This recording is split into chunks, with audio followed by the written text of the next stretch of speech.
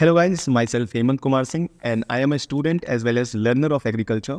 I have just started a new series of learning agriculture where we will be learning the concepts, topic and syllabus of agriculture together and evolving our knowledge about agriculture. So in that series, I am just starting a new subject that is fundamentals of agronomy. This subject is of utmost importance for students of BSc agriculture. For the first semester students, this subject has complete credit hours of importance. So just let's start our topic.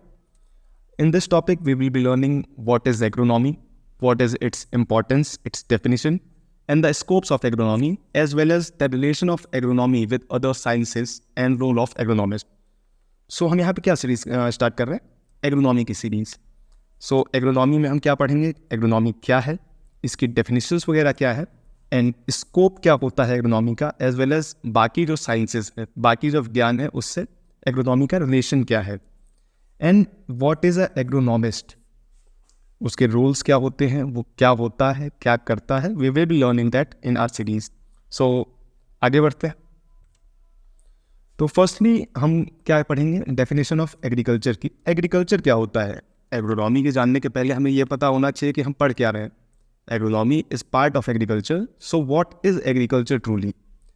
तो agriculture, पहली बात तो ये term कहाँ से आया? Agriculture term सुनने में थोड़ा सा लगता है कि 2-3 वर्ड से मिलके बना है, तो ये आया कहाँ से, बना कैसे है? तो पहली बात तो ये लैटिन वर्ड से आया है सर.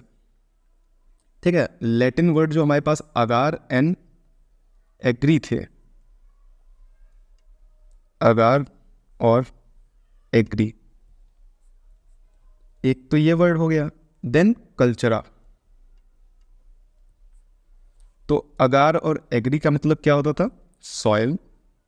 एंड कल्चरा मीनिंग कल्टीवेशन.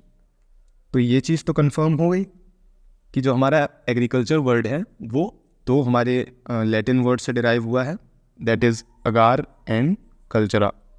अगार का मीनिंग होता है सॉइल या फिर लैंड, एंड कल्चरा का मतलब होता है कल्टीवेशन, यानी कि सॉइल पर जो कल्टीवेशन होती है उसे एग्रीकल्चर कहा जाता है. ठीक है, तो एग्रीकल्चर क्या है? बहुत ब्रॉड टर्म है. इसके अंडर जो है क्रॉप प्रोडक्शन कम्प्लीटली आता है, लाइव स्टॉक भी आ जाता है, फार्मिंग आ जाता है, फिशरीज आ जाती हैं, एंड मल्टीपल अदर एस्पेक्ट्स आते हैं. एग्रीकल्चर ऐसा नहीं है कि हमने खेत में जो है फसलें लगाई, उनका प्रोडक्शन कर लिया, उनकी हार्वेस्टिंग कर दी और एग्रीकल्चर खत्म हो गया. नहीं, एग्रीकल्चर में मल्टीपल ब्रॉडबैंड सब्जेक्ट्स हैं. तो उसके अंदर हम लोग मल्टीपल टॉपिक्स को देखते हैं कि हमने लाइव स्टॉक देख लिया, वहाँ पे फिशरीज का देख लिया. एग्रीकल्चर में हम लोग एग्रोनॉमी या फिर जो है क्रॉप प्रोडक्शन कर ही रहे हैं. उसके बाद वहाँ पे पोल्ट्री आ जाएगी, डेयरी आ जाएगा, प्रोसेसिंग आ जाएगी. तो मल्टीपल एस्पेक्ट्स हैं एग्रीकल्चर के. एग्रीकल्चर एक शॉर्ट टर्म नहीं है. एग्रीकल्चर में be defined as art and science and the business of producing crop and livestock for men's use and employment. तो एग्रीकल्चर को कैसे डिफाइन कर सकते हैं? एज एन आर्ट और as well as this science. इसको हम लोग एक तरह की कला कह सकते हैं या फिर एक तरह का विज्ञान कह सकते हैं, जिसमें हम क्या करते हैं? क्रॉप्स का प्रोडक्शन करते हैं, लाइव स्टॉक का प्रोडक्शन करते हैं. क्यों? For human use and employment. ठीक है. एग्रीकल्चर में be defined as cultivation of land for production of crop for regular supply of food and needs of progress of nation. तो एग्रीकल्चर की अगर बात की जाए तो मेनली एग्रीकल्चर वर्ड सुनते ही हमारे दिमाग में फूड की बात आती है, फसलों की बात आती है. तो एग्रीकल्चर को कैसे डिफाइन कर सकते हैं? It may be defined as the cultivation of land, यानी कि जो हमारा लैंड एरिया है, जो सॉइल है, उस पर कल्टीवेशन करना. किस लिए? For production of food and development of nation. जब हमारे पास फूड प्रोडक्शन होगा, रॉ मटेरियल का प्रोडक्शन होगा, तो वो फर्दर प्रोसेस होगा सेकेंडरी और टर्शरी इंडस्ट्रीज में, जिससे कि हमारे नेशन की प्रोग्रेस में हेल्पफुल रहेगा. Agriculture is influenced by large number of factors, some of which can be controlled by man. Agriculture में जो है काफ़ी इन्फ्लुएंसिंग फैक्टर्स होते हैं, काफ़ी चीज़ों पे एग्रीकल्चर डिपेंड करता है. उसमें से कुछ जो है वो हमारे डायरेक्ट कंट्रोल में है, जैसे कि सॉयल एंड इरिगेशन जो है वो हम कंट्रोल कर सकते हैं. सॉयल की फर्टिलिटी अगर कम है तो उसे हम बढ़ा सकते हैं by artificial and natural methods. Irrigation, अगर हमारे पास पानी की सुविधा उपलब्ध नहीं है किसी कारण से, तो वहाँ हम लोग आर्टिफिशियल इरिगेशन कर सकते हैं. तो इसको मैन कंट्रोल कर सकता है. बट कुछ चीज़ें होती हैं जो कि मैन यानी कि इंसान जो है, व्यक्ति के क्षमता के बाहर होती हैं. जैसे कि क्लाइमेट हो गया आपका. क्लाइमेट को आप कंट्रोल नहीं कर सकते। आजकल की टेक्नोलॉजी के थ्रू हम लोग माइक्रो क्लाइमेट्स वगैरह बना सकते हैं, बट वो बहुत स्मॉल लेवल पे होता है, उसको हम लोग इंटरनेशनल या फिर ब्रॉड लेवल पे एक्सेप्ट नहीं कर सकते। So this is all about agriculture. इसमें आपको एक थोड़ा सा आइडिया मिल गया होगा कि एग्रीकल्चर क्या होता है। Next we will be learning definition of agronomy, कि हमारे पास ये जो एग्रोनॉमी है क्या, क्योंकि हम सब्जेक्ट तो पढ़ रहे हैं फंडामेंटल्स ऑफ एग्रोनॉमी, तो हमें पता भी तो होना चाहिए भाई कि एग्रोनॉमी है क्या। तो एग्रोनॉमी पहले तो जो हमारे पास ग्रीक वर्ड से आया था, अभी हमने एग्रीकल्चर पढ़ा था वो लैटिन वर्ड से आया था, बट एग्रोनॉमी ग्रीक वर्ड से आया है जिसका मीनिंग है एग्रोस एंड नोमोज। जैसे एग्रोनॉमी अगर हम लिखते हैं तो कुछ ऐसे लिखते हैं। तो एग्रो वर्ड कहाँ से आया, एग्रोस से, और नॉमी मतलब नोमोज। तो एग्रोस का मीनिंग क्या हो गया, फील्ड,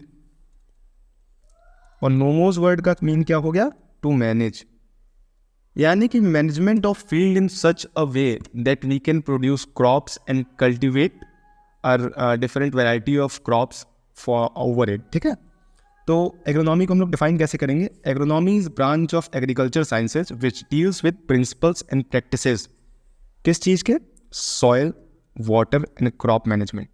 कि हमारे पास जो सॉइल की मैनेजमेंट हो गई, वाटर मैनेजमेंट हो गई एंड क्रॉप मैनेजमेंट हो गई, इनके जो भी प्रिंसिपल्स एंड प्रैक्टिसेस है उसको जो साइंस की ब्रांच डील करे उसे हम लोग बोलते हैं एग्रोनॉमी। ठीक है, agronomy deals with methods which provide favourable environment for higher productivity of crop. अगर कोई भी व्यक्ति क्रॉप लगा रहा है तो जाहिर सी बात है कि वो चाहेगा कि उसकी प्रोडक्टिविटी काफ़ी हाई रहे।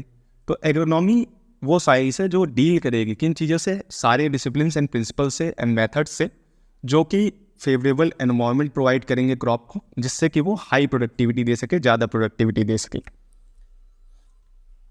Next we will learn what are the scopes of agronomy, कि एग्रोनॉमी में आगे क्या किया जा सकता है, एग्रोनॉमी क्या क्या करने की क्षमता रखता है। ठीक है, एग्रोनॉमी के अंडर अगर हम पढ़ना चाहें, हम फर्दर जो है प्रोसीड करना चाहें, तो उसमें क्या क्या हम कर सकते हैं।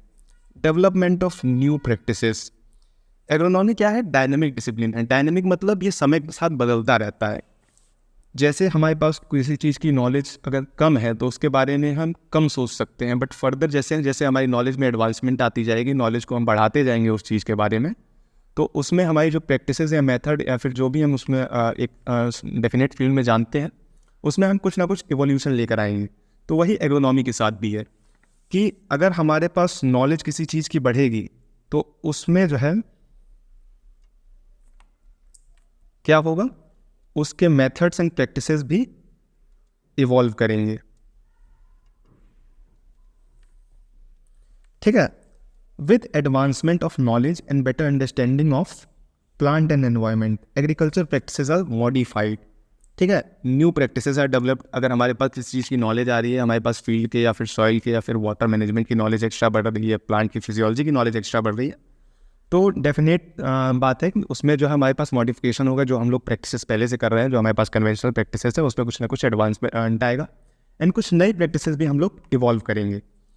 ठीक है, जैसे कि अगर हम बात करें तो केमिकल फर्टिलाइज़र की अवेलेबिलिटी ने हमारे पास, केमिकल फर्टिलाइज़र हमारे पास अवेलेबल हो गया, तो अब केमिकल फर्टिलाइजर्स आ गए, तो इसकी वजह से हमारी नॉलेज किस चीज़ की बढ़नी चाहिए कि भाई केमिकल फर्टिलाइज़र की नीड कहाँ है, टाइप ऑफ एप्लीकेशन, अप्लाई कैसे करना है, टाइम ऑफ एप्लीकेशन कि अगर एक क्रॉप हमने लगाई है तो उसको अप्लाई कहाँ करना है। ठीक है, तो ये सारी चीज़ें जो है इवॉल्व करनी पड़ी हमें। केमिकल फर्टिलाइज़र आ गए तो हमारी नॉलेज में भी तो एडवांसमेंट हुआ। सिमिलरली जैसे हमारे पास हर्बिसाइड्स आ गए, तो हर्बिसाइड्स आने के बाद हमें जो है प्लांट की नीड की पता चली, उसके बाद सेंसिटिविटी के बारे में पता चला कि कौन सा प्लांट किस चीज़ के बारे में सेंसिटिव है, कौन से हर्बिसाइड्स के वगैरह के बारे में सेंसिटिव है, एंड एप्लीकेशन ऑफ हर्बिसाइड की हर्बिसाइड्स को कैसे अप्लाई करना है प्लांट पे। पॉपुलेशन प्रेशर, पॉपुलेशन प्रेशर एक तो देखिए हमारी जनसंख्या बढ़ रही है, आप लोग बेहतर जानते हैं, तो हमारे पास कंप्लीट हमारी पॉपुलेशन बढ़ रही है, लेकिन लैंड हमारे पास तो उतना ही है, वो तो स्टैटिक है, वो तो बदल नहीं रहा, एंड ज़्यादा हम लोग एक्वायर ही कर रहे हैं। पॉपुलेशन जो है लैंड एरिया को एक्वायर ही कर रही है, तो लैंड हमारे पास स्टैटिक भी नहीं, वो घटता जा रहा है जो कल्टिवेशनल लैंड है। तो हम लोगों को कुछ ऐसी टेक्निक्स या कुछ ऐसे मेथड्स इवॉल्व करने होंगे जैसे कि हम उतने ही लैंड एरिया पे प्रोडक्टिविटी अपनी बढ़ा सकें। जब ये प्रोडक्टिविटी बढ़ेगी तभी हम population is equal to resources को सस्टेन कर पाएंगे, क्योंकि नहीं ऐसा हो गया हम प्रोडक्टिविटी नहीं बढ़ाया और पॉपुलेशन बढ़ती चली गई, तो एक ही चीज़ होगी कि हमारे पास जो सर्टेन अमाउंट ऑफ पॉपुलेशन होगी उनके पास रिसोर्सेज की कमी पड़ जाएगी, फूड्स की कमी पड़ जाएगी, रॉ मटेरियल्स की कमी पड़ जाएगी। तो हमें कुछ ऐसे मेथड्स इवॉल्व करने होंगे जो हमारी जो है प्रोडक्टिविटी को बढ़ाए। डेवलपमेंट ऑफ न्यू टेक्नोलॉजी के डेवलपमेंट की संभावनाएं हैं। इसमें हम लोग क्रॉप वैराइटीज़ का डेवलपमेंट देखते हैं कि न्यू क्रॉप वैराइटीज़ हमारे पास आएंगी। उसमें क्या होगा कि new crop varieties higher productivity देंगी, सेंसिटिविटी उनकी जो है एनवायरनमेंट को लेकर ज़्यादा रहेगी। उसके बाद जो है हो सकता है कि जो है हमारे पास कुछ क्लाइमेटिक कंडीशंस को लेकर हमारे पास डेवलपमेंट्स हो जाए, जैसे ड्राईलैंड एयर कंडीशंस जो है उसमें हम लोग कुछ ऐसी टेक्नोलॉजी इवॉल्व कर सकते हैं जिससे कि मॉइस्चर का इफेक्ट जो है मॉइस्चर स्ट्रेस होता है वो प्लांट्स पर ना पड़े। सिमिलरली जो हमारे पास फ्लडेड एरिया है उसमें जो है ओवर मॉइस्चर जो होता है उसका इफेक्ट हमारे पास ना पड़े, यानी कि फ्लड रेजिस्टेंट या ड्रॉट रेजिस्टेंट वेराइटीज़ हम लोग जो है इवॉल्व कर सकते हैं। Next, restoration of soil fertility. जो हमारे पास इनफर्टिलाइज एरिया है या फिर जो है जिन सॉइल एरियाज़ या फिर फील्ड्स की फर्टिलिटी कम हो गई है, उसमें हम क्या कर सकते हैं, उसको हम लोग रिस्टोर करने की टेक्निक्स एंड मेथड्स इवॉल्व कर सकते हैं। जैसे हमारे पास कुछ एरिया है जो बैरल लैंड है, उसमें जो है न्यूट्रिएंट्स की कमी है, तो हमें कुछ ऐसे मेथड्स इवॉल्व करने होंगे जिससे वो न्यूट्रिएंट्स फुलफिल हो जाएं और सस्टेन कर जाए, वहाँ पे फील्ड्स को हम लोग जो है एग्रीकल्चर पर्पज़ के लिए यूज़ कर सकें। तो उसके लिए हम लोग क्या कर सकते हैं, गुड सीड बेड का प्रिपरेशन कर सकते हैं, प्रॉपर सीड रेट वहाँ पे अप्लाई करें हम लोग। उसके बाद सोइंग और हार्वेस्टिंग की करेक्ट डेट्स हमें पता होनी चाहिए, करेक्ट टाइम हमें पता होना चाहिए। And management of soil moisture and conservation of it is must for restoration of soil fertility. So further we will be learning of relation of agronomy with other sciences. Agronomy अपने आप में एक science है, and science क्या है, interconnected series है। Science की जितनी भी ब्रांच हैं वो आपस में कहीं ना कहीं कनेक्टेड है। तो एग्रोनॉमी जो है बाकी साइंसेस से कैसे कनेक्टेड है वो हम देखेंगे। Agronomy synthesis of several disciplines like soil science, agriculture chemistry, crop physiology, plant ecology, biochemistry, economics and much more. Agronomy अपने आप में मल्टीपल साइंस के ब्रांचेस का सिंथेसिस है, उनका डेरिवेटिव है। एग्रोनॉमी में हम लोग सॉइल साइंस को भी कवर करते हैं, वाटर साइंसेस को भी कवर करते हैं, एग्रीकल्चरल केमिस्ट्री यानी कि प्लांट केमिस्ट्री या न्यूट्रिशनल केमिस्ट्री को भी कवर करते हैं, क्रॉप फिजियोलॉजी जो प्लांट की फिजियोलॉजी है, प्लांट के अंदर क्या क्या प्रोसेस चल रही हैं उनका जो है जो भी बायोकेमिस्ट्री या केमिकल प्रोसेसेस है उसकी कंप्लीट साइंस की नॉलेज हमारे पास होनी चाहिए एग्रोनॉमी के अंडर।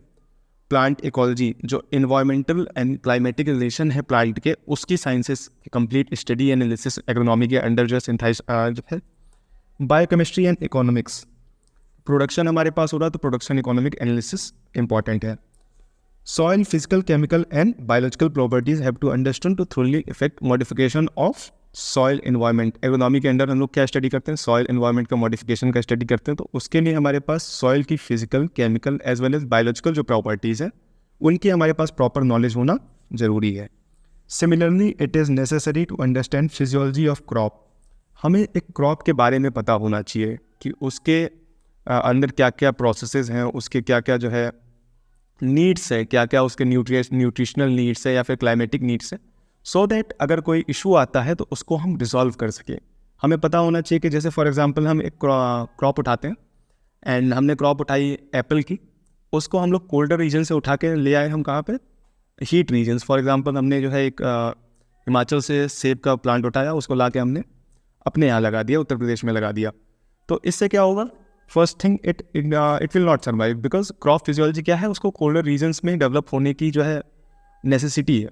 तो वो क्लाइमेटिक रीजन अगर चेंज होगा तो वहाँ पे कुछ ना कुछ एबनॉर्मलिटीज़ आएंगी या फिर डेवलपमेंट नहीं होगा। तो हमें क्रॉप की फिजियोलॉजी का पता होना चाहिए so that we can act well over it. Advances in economic analysis help in production of crop economically. तो हमारे पास इकोनॉमिक एनालिसिस होना चाहिए कि हमने कितना जो है मटेरियल यूज़ किया है, क्या कॉस्ट है, क्या पर्पस यूज़ कर रहा है। तो over total period of crop production हमने जो भी खर्चे किए हैं, जो भी इकोनॉमिकल हमने अपनी तरफ से एक्सपेंडिचर किया है, उसकी एनालिसिस हमारे पास कंप्लीट होनी चाहिए। एंड वी मस्ट जो है चेक इन द एनालिसिस कि हम कहाँ पर इम्प्रूव कर सकते हैं, कहाँ पर हम कॉस्ट कट कर सकते हैं या फिर कहाँ पे हमें ज़्यादा कॉस्ट देनी चाहिए। तो इन सब से जो है प्रोडक्शन क्रॉप इकोनॉमिकली हेल्पफुल होता है कि हमारे पास कम पैसे में हो सकता है अगर हम 10 बोरी यूरिया दे रहे हो किसी चीज़ में, किसी क्रॉप में, और वहाँ पे हमारा काम जो है 5 से हो सकता है, जो 5 बैग्स ऑफ यूरिया वहाँ पे दिए गए हैं, हो सकता है उनकी नीड ही नहीं है, तो वहाँ पे हम कट कर सकते हैं, कॉस्ट कट कर सकते हैं, and that would be helpful in saving our money and producing crops economically. What is role of agronomist? पहली बात तो हम ये जानेंगे एग्रोनॉमिस्ट होता क्या है।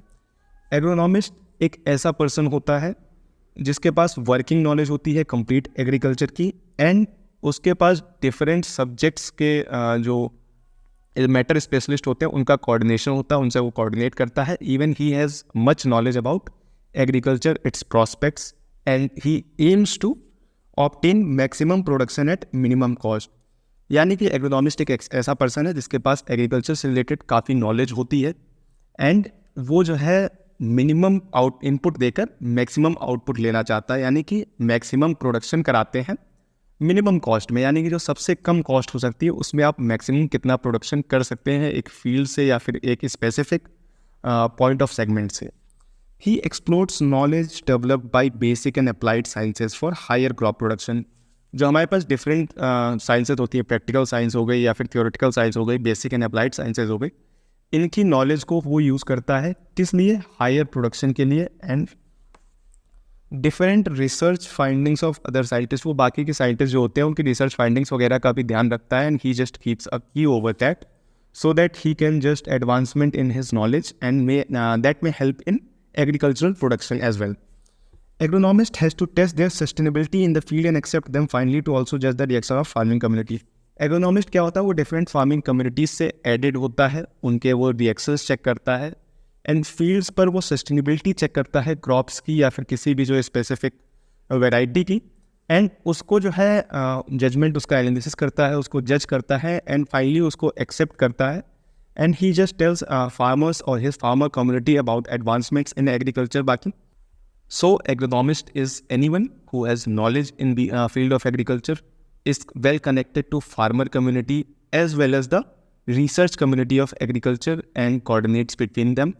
He has knowledge about on field, on ground, and obtains maximum production at minimum cost. So that's all for about this topic, and we will be right back with some other topics. Till then, happy learning. Take care.